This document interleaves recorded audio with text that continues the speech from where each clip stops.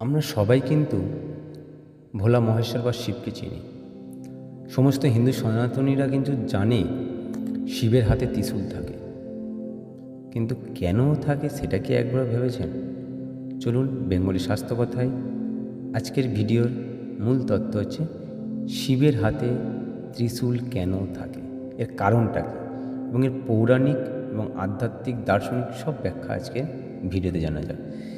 ভিডিওটি শেষ করবেন, মাঝখানে কিন্তু স্কিপ করে যাবেন না, কারণ সমস্ত তথ্য জানার জন্য ভিডিওটি সম্পূর্ণ করতে হবে এবং হিন্দু সনাতনীকে জানুন, ধর্মকে বুঝুন এবং ধর্মকে জানুন। শিবের হাতে ত্রিশূল, যার তিনটি শূল থাকা, পিছনে ধর্মীয়, আধ্যাত্মিক এবং দার্শনিক অনেক ব্যাখ্যা রয়েছে।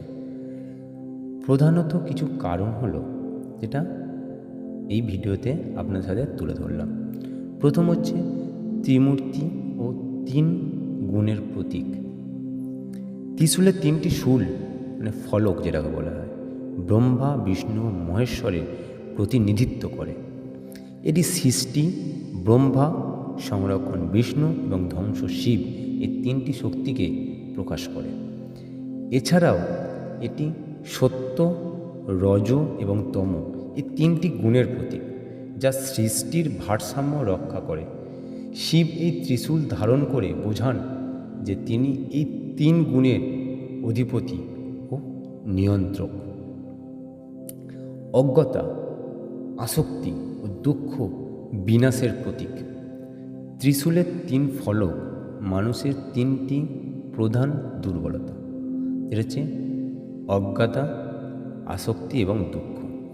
এই তিনকে নাশ করার শক্তি শিবের কাছে, এই তিনি ত্রিশূল ধারণ করে। ত্রিকাল বা সময়ের প্রতীক।